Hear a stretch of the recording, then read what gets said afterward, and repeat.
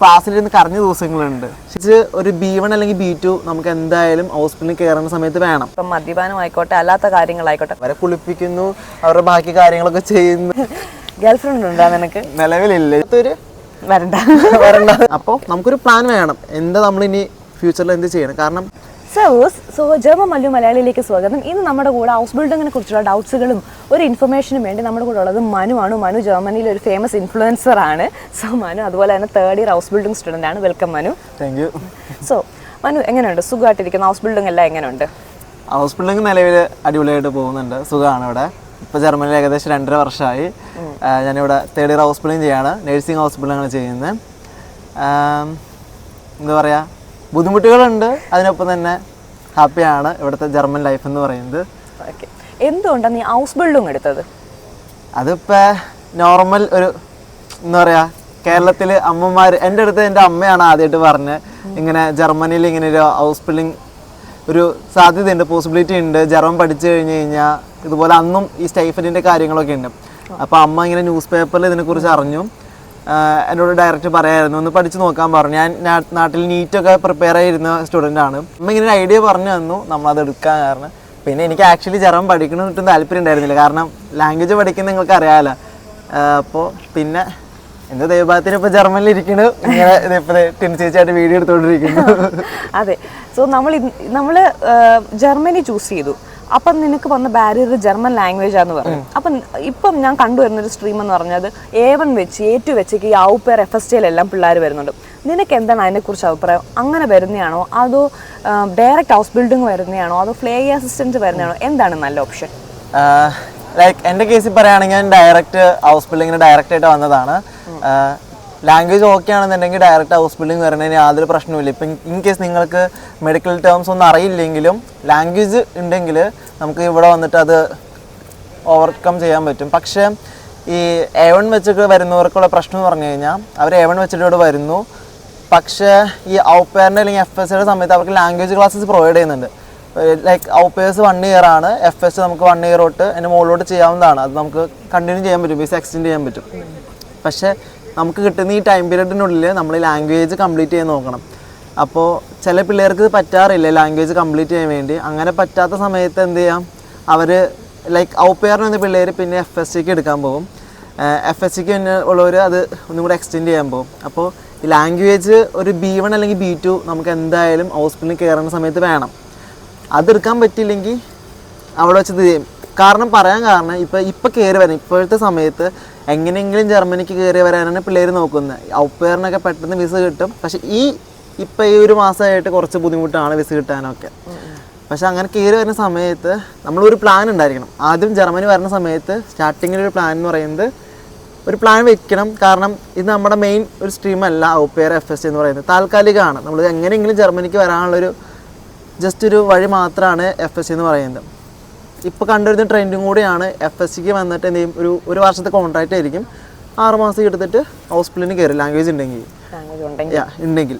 അപ്പോൾ നമുക്കൊരു പ്ലാൻ വേണം, എന്താ നമ്മളിനി ഫ്യൂച്ചറിൽ എന്ത് ചെയ്യണം. കാരണം ഹൗസ് ബിൽഡിംഗ് ചെയ്യാൻ ഉദ്ദേശിക്കുന്ന ആളാണെങ്കിൽ ഹൗസ് ബിൽഡിംഗ് ആണ് നമ്മുടെ ലക്ഷ്യം. അപ്പോൾ ആ ലക്ഷ്യം ഉണ്ടെങ്കിൽ എന്ത് വേണമെങ്കിലും ചെയ്യാൻ പറ്റും. പക്ഷെ നമുക്കൊരു ഐഡിയ ഇല്ലെങ്കിൽ ഒന്നും ചെയ്യാൻ പറ്റില്ല. കാരണം നിങ്ങൾക്ക് അറിയാം, നമുക്ക് നാട്ടിൽ നിന്ന് നമ്മുടെ നാട്ടിലെ പഠിച്ച സ്റ്റഡീസ് കാര്യങ്ങളൊക്കെ ഇവിടെ വേണമെങ്കിൽ ഇവിടെ റീനൈസ് ചെയ്യണം, അതിന് അനർക്കനിങ് എന്നാണ് പറയുന്നത്. അപ്പോൾ നാട്ടിൽ നിന്ന് ചെയ്യാൻ പറ്റും. വൺസ് ഈ ഔപ്പേറും FSCയും ത്രൂ വരുന്നവർക്ക് ഇവിടെ വന്നിട്ട് ചെയ്യാൻ എളുപ്പമാണത്. അപ്പോൾ അതൊക്കെ നമ്മൾ ഈ ടൈം പീരീഡിനുള്ളിൽ ചെയ്യണം. നമ്മൾ ലാസ്റ്റ് നിമിഷത്തേക്ക് മാറ്റി വെച്ച് കഴിഞ്ഞാൽ അത് നടക്കത്തില്ല. അപ്പോൾ എല്ലാം ഒരു ഐഡിയ വെക്കണം. വന്ന് കഴിയുമ്പോൾ തന്നെ ലാംഗ്വേജ് തുടങ്ങുക, അനർക്കനത്തിന് ചെയ്യേണ്ട കാര്യങ്ങൾ, ഷൂള കണ്ടെത്തുക, അതൊക്കെ ഉണ്ടെങ്കിൽ സെറ്റാണ്, വേറെ പ്രശ്നമൊന്നുമില്ല. പിന്നെ ഒരു കാര്യം എന്ന് പറയുന്നത് നമ്മൾ എത്രത്തോളം എഫർട്ട് എടുക്കുന്നു അതിനനുസരിച്ചുള്ള റിസൾട്ട് ആയിരിക്കും നമുക്ക് കിട്ടുന്നത്. അപ്പോൾ ഇപ്പോൾ ലൈക്ക് FSCക്ക് വന്നാലും ഔപ്പേറിന് വന്നാലും യാതൊരു പ്രശ്നവുമില്ല. പക്ഷെ നമുക്ക് ഇനി ഹൗസ് ബിൽഡിങ്ങിന് കയറാനുള്ള ഒരു ഇൻട്രസ്റ്റ് വേണം, അതിനുവേണ്ടി നമ്മളൊന്നും എഫർട്ട് എടുക്കണം എങ്കിൽ യാതൊരു പ്രശ്നവുമില്ല. അതൊന്നും ഇല്ലാത്തവർ വരണ്ട ഞാൻ പറയത്തുള്ളൂ. ഇപ്പൊ കുറെ പേര് തിരിച്ചു പോകുന്നുണ്ട് നാട്ടിലോട്ട്. ഒരുപാട് പിള്ളേർ ഇപ്പൊ ഹൗസ് ബിൽഡിങ്ങിന് വന്നിട്ട് തിരിച്ചു പോകുന്നുണ്ട്. എന്ന് പറഞ്ഞു കഴിഞ്ഞാൽ അവർ ലാംഗ്വേജ് ഇല്ലാതെ വന്നിട്ട് പോകുന്നവരുണ്ട്, അല്ലെങ്കിൽ പ്രൊബേ പാസ്സാവാതെ പോകുന്നവരുണ്ട്. സോ നിനക്ക് അങ്ങനെയുള്ളവരറിയാമോ, അല്ലെങ്കിൽ നിന്റെ അഭിപ്രായത്തിൽ എങ്ങനെയുള്ളവരാണ് ഇവിടെ ഹൗസ് ബിൽഡിംഗ് പഠിക്കാൻ വരണ്ടാത്തത്? എല്ലാവർക്കും അറിയാവുന്ന പോലെ ഹൗസ് ബിൽഡിംഗ് എന്ന് പറഞ്ഞാൽ ഡിപ്ലോമയാണ്, അത് ഡിഗ്രി അല്ല. പിന്നെ ലാംഗ്വേജ് ഉണ്ടെങ്കിലാണ് നമുക്ക് ഈ ഹൗസ് ബിൽഡിംഗ് പഠിച്ചുകൊണ്ട് കാര്യമുള്ളൂ. ഹൗസ് ബിൽഡിംഗ് വെച്ചിട്ട് നമുക്ക് യൂറോപ്പിൽ എവിടെയെങ്കിലും വർക്ക് ചെയ്യാം, അതിന് യാതൊരു കുഴപ്പമില്ല. പക്ഷേ ഈ ലാംഗ്വേജ് പഠിക്കാൻ ബുദ്ധിമുട്ടുള്ളവർ, ഇപ്പോൾ നാട്ടിൽ കുറേ പേരൊക്കെ ഇപ്പം ഈ എന്താ പറയുക കോഡൊക്കെ വെച്ചിട്ട് എക്സാം എഴുതി പാസ്സാവണവരൊക്കെ ഉണ്ട്. അങ്ങനെയുള്ളവർ ജർമ്മനിക്ക് വരരുത് എന്ന് ഞാൻ പറയത്തുള്ളൂ. അങ്ങനെ വന്നു കഴിഞ്ഞാൽ ഇവിടെ ബാക്കി കാര്യങ്ങൾ പ്രത്യേകിച്ച് ഒന്നും തന്നെ നടക്കാൻ പോകുന്നില്ല. പിന്നെ ഇപ്പോൾ പല ഹൗസ് ബിൽഡിങ്ങും ജർമ്മനി ഉണ്ട്, ഒരു മോർ ദാൻ 300 ഹൗസ് ബിൽഡിങ്സ് ഉണ്ട് ജർമ്മനിയിൽ. അപ്പോൾ എൻ്റെ ഒരു ഫ്രണ്ട് ഇപ്പോൾ കഴിഞ്ഞ ദിവസമല്ല സോറി, അവനിപ്പോൾ ഒരു 6 മന്ത് മുമ്പ് ഈ ബേക്കർ ഹൗസ് ബിൽഡിങ്ങിന് വന്നിട്ടുണ്ടായിരുന്നു. നാട്ടിൽ നോക്കുമ്പോൾ പേര് കേൾക്കുമ്പോൾ എന്താണ് വിചാരിക്കുക, എന്തെങ്കിലും മറ്റേ ഫുഡ് കാര്യങ്ങളൊക്കെ ബേക്ക് അങ്ങനെ ചെയ്യുന്ന കാര്യങ്ങളാണ്. പക്ഷെ ഇവിടെ വന്നിട്ട് ആൾ പറഞ്ഞത് പട്ടിപ്പണിയാണ് ശരിക്കും. ലൈക്ക് നമ്മൾ പ്രതീക്ഷിച്ചാലും കൂടുതൽ അവർക്ക് വർക്ക് വരുന്നുണ്ട്, അവരുടെ ഷിഫ്റ്റും ഇതാണ്, കിട്ടുന്ന സ്റ്റൈഫൻഡ് എന്ന് പറഞ്ഞാൽ വളരെ കുറവാണ്. നമുക്കൊരു ഐഡിയ ഇല്ലാതെ ഒരു ഹൗസ് ബിൽഡിങ്ങിന് വന്നിട്ട് കാര്യമില്ല. അപ്പോൾ നമുക്ക് മെയിനായിട്ട് ഇൻ്റർവ്യൂവിന് കിട്ടുന്ന സമയത്ത് കാര്യങ്ങൾ ചോദിച്ച് മനസ്സിലാക്കുക, എങ്ങനെയാണ് ഈ ഹൗസ് ബിൽഡിങ് പോകുന്നത്, എന്തൊക്കെയാണ്. അപ്പോൾ ഇവന് പറ്റിയത് എന്താണെന്ന് വെച്ച് കഴിഞ്ഞാൽ ഇവന് ഷിഫ്റ്റ് നല്ല രീതിയിലുണ്ടായിരുന്നു, എക്സ്ട്രാ ഷിഫ്റ്റ് ഇവനെ കൊണ്ട് ചെയ്യിപ്പിക്കുന്നുണ്ട്. പക്ഷേ ഇവന് സാലറി കിട്ടുമ്പോൾ ഒട്ടും തന്നെ സാലറി ഇല്ല. ഈ സാലറിയിൽ നിന്ന് എന്ത് ചെയ്യണം, അവന് റൂം റെൻറ്റ് കൊടുക്കണം. അപ്പോൾ ആൾ ഭയങ്കരമായിട്ട് ബാക്കോട്ട് പോയിട്ടുണ്ടായിരുന്നു. അപ്പോൾ പിന്നെ ആൾക്കൊരു നിവൃത്തിയില്ലാതെ വന്നപ്പോൾ ആൾ എന്ത് ചെയ്തു, ആ ഹൗസ് ബിൽഡിങ് അവിടെ വെച്ച് ഡ്രോപ്പ് ചെയ്യുകയാണ് ചെയ്തത്. മനസ്സിലായി. പിന്നെ നമുക്ക് ഇവിടെ വേണമെങ്കിൽ പുതിയ ഹൗസ് ബിൽഡിങ് എടുക്കാൻ എളുപ്പമാണ്.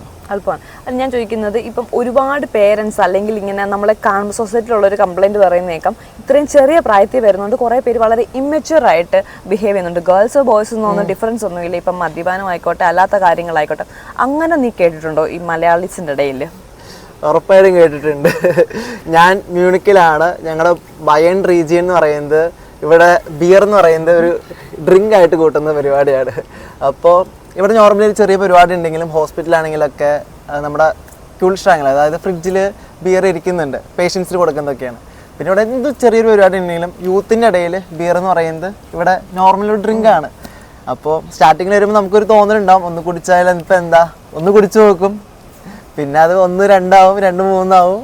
പിന്നെ നമ്മളൊരു കൺട്രോൾ ഉണ്ടെങ്കിൽ ഓക്കെയാണ്. ബിയർ കുടിക്കുന്നതിന് ഞാൻ ഒരിക്കലും ഇത് പറയുന്നില്ല, പക്ഷെ നമുക്കൊരു എപ്പോഴും ലിമിറ്റ് ഉണ്ടായിരിക്കണം. ബിയർ മാത്രമല്ല എല്ലാത്തിനും ലിമിറ്റ് ഉണ്ടായിരിക്കണം. ചിലവർ വളരെ വളരെ ചെറിയ പ്രായത്തിൽ വരുന്നതുകൊണ്ട് ഈ കൂട്ടിലിട്ട് കിളിയെ പോലെ വളർത്തിട്ട് പെട്ടെന്ന് തുറന്നു വിടുമ്പോൾ ഒരുപാട് പേര് വളരെ ഇമ്മച്യൂർ ആയിട്ട് ബിഹേവ് ചെയ്യും. അത് ഒരുപാട് പേര് ഡിസ്കസ് ചെയ്യും നമ്മുടെ അടുത്തൊക്കെ, നിങ്ങളുടെ നാട്ടിൽ നിന്ന് വന്ന കുട്ടികൾ ഇങ്ങനെയാണ്, സ്കൂളിൽ വരുന്നില്ല അല്ലെങ്കിൽ ഇങ്ങനെ റൂമിൽ കിടക്കുകയാണെന്ന് പറയുമ്പോൾ നമുക്ക് തന്നെ അതൊരു ബുദ്ധിമുട്ടായിട്ട് ഞങ്ങളുടെ അവിടെ തോന്നാറുണ്ട്. നിങ്ങളുടെ അവിടെയോ? ഞങ്ങളുടെ അവിടെയുണ്ട്. അതായത് നമുക്ക് ജർമ്മനിയിൽ സിക്ക് ലീവ് എന്ന് പറഞ്ഞ സംഭവമുണ്ട്.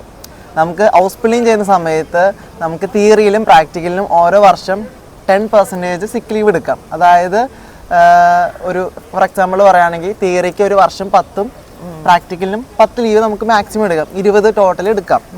പക്ഷെ അതിൽ കൂടുതൽ കഴിഞ്ഞ് കഴിഞ്ഞാൽ അത് നമുക്ക് കുറച്ച് നെഗറ്റീവ് ആണത്. അപ്പോൾ ഇപ്പോൾ തന്നെ പിള്ളേർ എന്ത് ചെയ്യും, ചെറിയ തലവേദന എടുത്തു കഴിഞ്ഞാൽ അപ്പം സിക്ക് ലീവ്. അതെ, സ്റ്റാഫ് ആണെങ്കിലും നമ്മൾ എടുക്കും. പക്ഷെ നമ്മുടെ കേസ് അത് അത്ര വലിയ പ്രശ്നമല്ല. പിന്നെ ഈ ഹൗസ് ബിൽഡിംഗ് ചെയ്യുന്ന സമയത്ത് സിക്ക് ലീവ് എടുത്തുള്ള പ്രശ്നമുള്ളതെന്ന് വെച്ചാൽ നമുക്ക് ഇവിടെ എടുക്കുന്ന ടോപ്പിക് അല്ലെങ്കിൽ തന്നെ നമുക്ക് ക്ലാസ്സിൽ പോയി മനസ്സിലാവാറില്ല. അപ്പോൾ ഒരു ദിവസം പോയില്ലെങ്കിലോ ലോഡ് കൂടും, മനസ്സിലാവും. അപ്പോൾ ലിമിറ്റിങ് ലൈക്ക് ലോഡ് കൂടി വരുന്തോറും നമുക്ക് അതിനനുസരിച്ച് കൂടുതൽ സ്ട്രെസ് ആവും. അങ്ങനെ ഒരു പ്രശ്നമുണ്ട്. അപ്പോൾ സിക്ക് ലീവ് എടുക്കരുതെന്ന്, പക്ഷേ വളരെയധികം സിക്കാണെങ്കിൽ സിക്ക് ലീവ് എടുക്കുക, അല്ലാത്ത ചെറിയ കാര്യത്തിന് സിക്ക് ലീവ് എടുക്കാതിരിക്കുക എന്നാണ് ഞാൻ പറയത്തുള്ളൂ. ഈ ഫ്ലേഗി house building, nursing house building ഒരുപാട് പിള്ളേർ ഇഷ്ടമില്ലാതെ വരുന്നവരുണ്ട്. എന്ന് വെച്ചാൽ മിക്കവരും ഈ 1 lakh സ്റ്റൈഫൻഡ് അത് കഴിഞ്ഞ ജോബ് സെക്യൂരിറ്റി എന്ന് ഉദ്ദേശിച്ച് ഈ നഴ്സിംഗേ ഇഷ്ടമില്ലാതെ വരുന്നുണ്ട്. അപ്പോൾ അങ്ങനെയുള്ളവർക്ക് ഈ നഴ്സിംഗ് ഹൗസ് ബിൽഡിംഗ് പറ്റുന്നൊരു കാര്യമാണോ? നഴ്സിംഗ് എന്ന് പറയുന്നത് ഒരു കെയറിങ് അല്ലെങ്കിൽ ഒരു എമ്പതി, നമുക്ക് ലൈക്ക് പേഷ്യൻസ് ആയിട്ട്, അത് നാട്ടിലും അങ്ങനെ തന്നെയാണ്. പേഷ്യൻസ് ആയിട്ടൊക്കെ ഒരു എമ്പതി ഒക്കെ ഉണ്ടെങ്കിലാണ് നമുക്ക് ഈ ഫീൽഡിനോട് ഒരു ഇതുണ്ടാവത്തുള്ളൂ.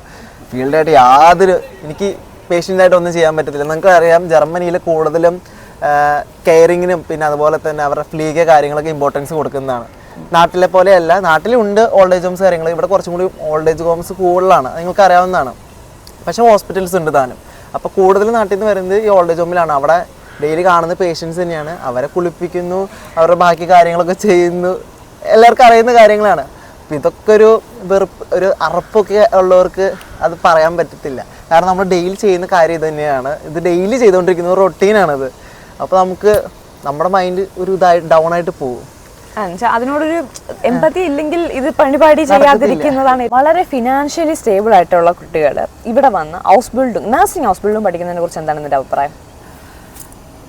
ഫിനാൻഷ്യലി സ്റ്റേബിൾ ആയിട്ടുള്ള പിള്ളേർക്ക് ഇവിടെ ഹൗസ് ബിൽഡിംഗ് ഇതെന്ന് പറയുന്ന ഹൗസ് ബിൽഡിംഗ് നമുക്ക് സ്റ്റൈഫിന് കിട്ടും. ഇവിടെ എല്ലാ ഹൗസ് ബിൽഡിങ്ങിനും ഒരു 95% ഹൗസ് ബിൽഡിങ്ങിന് സ്റ്റൈഫിന് കിട്ടുന്നുണ്ട്. പ്രത്യേകിച്ച് നേഴ്സിംഗ് ഹൗസ് ബിൽഡിങ്ങിന് സ്റ്റൈഫിന് ഉണ്ട്. ഇപ്പോൾ നോർമലി പറയുകയാണെങ്കിൽ നമുക്ക് ഏകദേശം ഒരു തേർഡ് ഇയർ ആകുമ്പോഴേക്കും ഒരു 1.5 ലക്ഷം രൂപ വരെ ബ്രുട്ടോ ആയിട്ട് നമുക്കുണ്ട്. അതിൽ നിന്ന് ടാക്സ് ഒക്കെ പോയിട്ട് ഒരു എന്തായാലും 1 ലക്ഷത്തിന് മുകളിൽ തന്നെ സേവ് ചെയ്യാൻ പറ്റും. റൂം റെൻറ്റ് അത് ചിലയിടത്തൊക്കെ റൂം റെൻറ്റ് കുറവാണ്, ചിലയിടത്ത് റൂം റെൻറ്റ് കൂടുതലുണ്ട്. അത് പോകുന്ന സിറ്റി ഡിപ്പെൻഡ് ചെയ്യും. അപ്പോൾ അങ്ങനെയുള്ളവർക്ക് ഓക്കെയാണ്. അവർക്ക് നാട്ടിലോട്ട് പൈസ ഒന്നും അയക്കാനില്ല, ഫാമിലിനെ സപ്പോർട്ട് ചെയ്യുന്നില്ലെങ്കിൽ ഓക്കെയാണ്. അവർ ഇഷ്ടംപോലെ സേവ് ചെയ്യാം, അടിപൊളി ലൈഫ് ചെയ്യാം, ട്രിപ്പ് പോവാം, അങ്ങനെയൊക്കെ.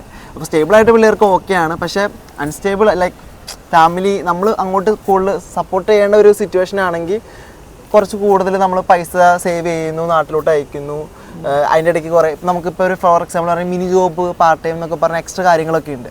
അപ്പോൾ അത് വേണമെങ്കിൽ ചെയ്യാം, പൈസ ഏൺ ചെയ്യാം. പക്ഷെ അതൊക്കെ ചെയ്യുമ്പോൾ നമ്മുടെ ഒരു ലിവിങ് കുറച്ചും കൂടി സ്ട്രെസ് ആവാണ്. ഹൗസ് ബിൽഡിംഗ് ജോബ് ചെയ്യണം, അതുപോലെ തന്നെ മിനി ജോബിന് പഠിക്കണം, മിനി ജോബ് പോകണം, പൈസ ഉണ്ടാക്കണം, കുക്ക് ചെയ്യണം.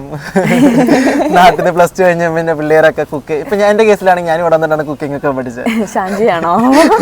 ഷാൻജിയൊക്കെ തന്നെ. അപ്പൊ ഇതൊക്കെ എല്ലാം കൂടി വരുമ്പോ നമുക്കൊരു ലൈഫ് ബാലൻസ് ഉണ്ടാവത്തില്ല. കുറച്ച് ബുദ്ധിമുട്ടാണ് എല്ലാം അറേഞ്ച് ചെയ്ത് വരാൻ. പക്ഷെ കോഴ്സൊക്കെ കഴിഞ്ഞ് കഴിയുമ്പോൾ പിന്നെ നമ്മുടേതായ നമുക്ക് ഇഷ്ടംപോലെ സമയം ഷിഫ്റ്റ് അനുസരിച്ച്. കുറച്ച് പേരുടെ ഡൗട്ടാണ്, നമ്മൾ ഈ പഠിച്ചിറങ്ങുമ്പോൾ തന്നെ നമ്മുടെ അർബറ്റ് ഗേബർ ജോലി തരുമോ? ഉറപ്പായിട്ടും നമ്മൾ എവിടെയാണ് വർക്ക് ചെയ്തിരുന്നത് അവിടെ തന്നെ എംപ്ലോയറിന്റെ അടുത്ത്, അതായത് ആർബിറ്റ് സ്കേബിന്റെ അടുത്ത് വർക്കിന് കയറാം. കാരണം നമ്മൾ 3 വർഷം അവിടെ തന്നെ ആയതുകൊണ്ട് അവർ ഉറപ്പായിട്ട് എടുക്കും. അവർ എടുത്തില്ല. ഇപ്പൊ നമ്മൾ ചിലവർ ആൾട്ടൻഹൈമിലാണ് വരുന്നത്. ആൾട്ടൻഹൈമിൽ നിന്ന് അവർക്ക് ഹോസ്പിറ്റലിലോട്ട് മാറാൻ പറ്റും? ഉറപ്പായിട്ടും മാറാം. പക്ഷേ ഒരു കേസ് നമുക്ക് ഇപ്പോഴത്തെ ഹൗസ് ബിൽഡിംഗ് എന്ന് പറയുന്നത് നമുക്ക് പലതരത്തിലുള്ള പ്രാക്ടിക്കൽ എക്സ്പീരിയൻസ് വരുന്നുണ്ട്. ഇപ്പം നിങ്ങളുടെ ആരാണ് ട്രേഗർ അവരുടെ അടുത്തായിരിക്കും നമ്മൾ ആദ്യത്തെ പ്രാക്ടിക്കൽ സെക്ഷൻ തന്നെ. ഇപ്പോൾ ഓൾഡ് ഹോം ആണെങ്കിൽ ഓൾഡ് ഹോമിലായിരിക്കും, ഹോസ്പിറ്റലാണെങ്കിൽ ഹോസ്പിറ്റലായിരിക്കും. അതുപോലെ തന്നെ ഇവിടെ നമുക്ക് പിള്ളേരുടെ സെക്ഷൻ വരുന്നുണ്ട്, മുതിർന്നവരായിട്ട് ഇപ്പോൾ എർവാക്സിനെ ആയിട്ടുണ്ട്, അല്ലെങ്കിൽ കുറച്ചും കൂടി ഫ്ലീഗർ ഇപ്പോൾ ഓൾഡ് ഹോമിൽ വരുന്നുണ്ട്, ആംബുലൻ്റ് എന്ന് പറയുന്ന ഔട്ട് പേഷ്യൻ്റ് കെയർ വരുന്നുണ്ട്, പിന്നെ സിഷ്യാട്രി വരുന്നുണ്ട്, അങ്ങനെ പല പല ഏരിയാസ് വരുന്നുണ്ട്.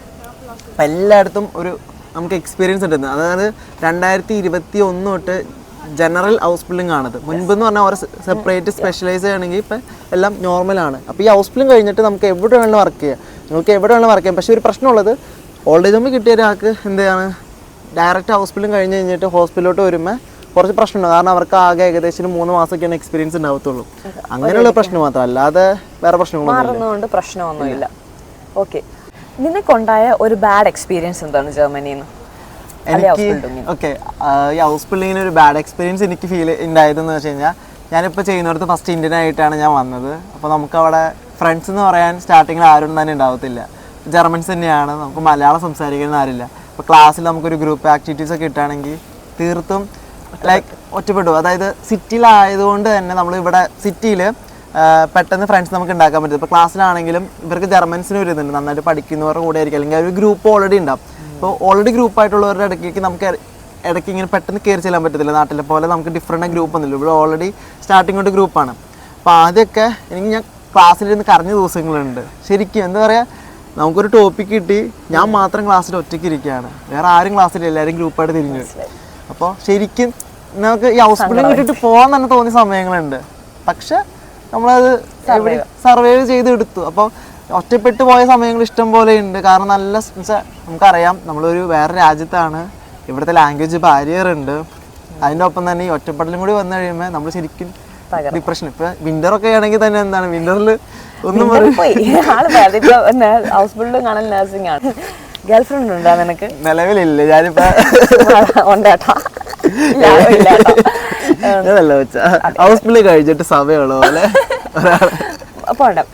ഇനി ഇങ്ങോട്ട് വരാൻ പോകുന്നവരോട് എന്താണ് ഒരു അഡ്വൈസ് കൊടുക്കാവുന്നത്? ഒരു 2 സെന്റൻസിൽ എന്താ ഒരു അഡ്വൈസ്?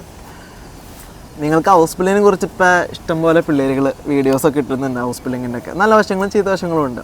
എൻ്റെ അഭിപ്രായത്തിൽ ഇവിടുത്തെ ഹൗസ് ബിൽഡിങ് എപ്പോഴും ബെസ്റ്റ് ഒരു ഓപ്ഷനാണ്. ഞാനിപ്പോൾ 3rd ഇയർ ആണ്, പ്രത്യേകിച്ച് ഒന്നും തന്നെ പറയില്ല, അടിപൊളിയാണ്. പക്ഷേ എന്താണ്, നിങ്ങളിതിൻ്റെ ബാക്കി കാര്യങ്ങളൊക്കെ അറിഞ്ഞിട്ട് പഠിക്കാനുണ്ട്. പഠിക്കാൻ വന്നാൽ പഠിക്കുക, അതൊക്കെ വെള്ളം കുടിച്ച് കിടക്കരുത്. പിന്നെ ഡെയിലി കുറച്ചൊക്കെ ഒന്ന് പഠിച്ചാൽ മതി. 3rd ഇയറിൽ എക്സാമിന് ഇവിടുത്തെ മെയിൻ ഇമ്പോർട്ടൻസ് വരുന്നത് അപ്ഷൂസ് നമുക്ക് എക്സാമാണ്. നമുക്ക് മാക്സിമം 2 തവണയാണ് എക്സാം എഴുതാൻ പറ്റത്തുള്ളൂ. ആ ഒരു മൈൻഡ് എപ്പോഴും ഉണ്ടായാൽ മതി. അത് പാസ്സായില്ലെങ്കിൽ പിന്നെ നമുക്ക് ആ കോഴ്സ് എടുക്കാൻ പറ്റത്തില്ല ഇവിടെ. അപ്പോൾ നമുക്കൊരു ഫോക്കസ്, ഒരു പ്ലാൻ, ഒരു മൈൻഡ് സെറ്റ് ആക്കി വെക്കുക. എനിക്കത് എന്തായാലും നേടിയെടുക്കണം. ഒരു മൈൻഡ് വരാണെങ്കിൽ ഓക്കെ, ഹോസ്പിറ്റലിൽ ഓക്കെയാണ്. പേരൻസിനോട് ഈ 18 വയസ്സ് കഴിഞ്ഞ് വരാൻ നിൽക്കുന്ന പിള്ളേരുടെ പേരൻസിനോട് എന്താണ് പറയാനുള്ളത്? അവർ വിട്ടോണാണോ വിടണ്ടേ? എന്താണ് നിന്റെ ഒരു അഭിപ്രായം? അതൊക്കെ നിങ്ങളുടെ ഒരു ഇഷ്ടമാണ്. അതുപോലെ തന്നെ നമുക്ക് ലൈക്ക് ഞാനും ഒരു ടീനേജർ കഴിഞ്ഞു. എനിക്ക് 23 വയസ്സുണ്ട്, ടീനേജർ കഴിഞ്ഞു. അപ്പോൾ അതൊക്കെ ഞങ്ങളുടെ ഒരു ലൈക്ക് ഇപ്പോഴത്തെ ജനറേഷൻ്റെ ഒരു ഇതാണ്, കുറച്ചും കൂടിയും പുറമേയൊക്കെ പോയി ഒന്ന് ഡിസ്കവർ ചെയ്യണം എന്നുള്ളത്. അപ്പോൾ അവർക്ക് സ്വന്തമായിട്ട് കാര്യങ്ങൾ ചെയ്യാൻ അറിയാം. അതൊക്കെ കുറച്ച് ആദ്യമൊക്കെ സ്ട്രഗിൾ ഉണ്ടാവും. ഇപ്പം ലൈക്ക് പാരൻസിന് എപ്പോഴും ഒരു പേടിയാണ് അവന് ഒറ്റയ്ക്ക് കാര്യങ്ങൾ ചെയ്യാൻ പറ്റുമെന്ന്. പക്ഷെ ഞങ്ങളെ കൊണ്ട് ഇത് പറ്റും. ഞങ്ങളെ കൊണ്ട് അപ്പോൾ ആദ്യം സ്ട്രഗിൾ ഉണ്ടാവും, പിന്നെ അതിനെ ഓവർകം ചെയ്ത് ഇപ്പൊ ഗേൾസിനാണെങ്കിലും കുറച്ച് ബുദ്ധിമുട്ടുണ്ടാവും. പിന്നെ അതൊക്കെ അതിന്റെ വഴിക്ക് നമ്മൾ കുറച്ച് പഠിപ്പിച്ചിട്ട് നല്ലതായിരിക്കും.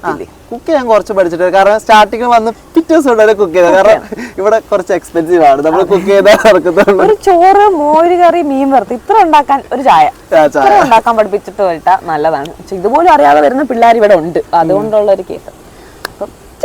അപ്പം thank you so much for your time. അപ്പം നിങ്ങൾക്ക് എന്തെങ്കിലും ഡൗട്ട് ഉണ്ടെങ്കിൽ കമന്റ് ചെയ്യാം.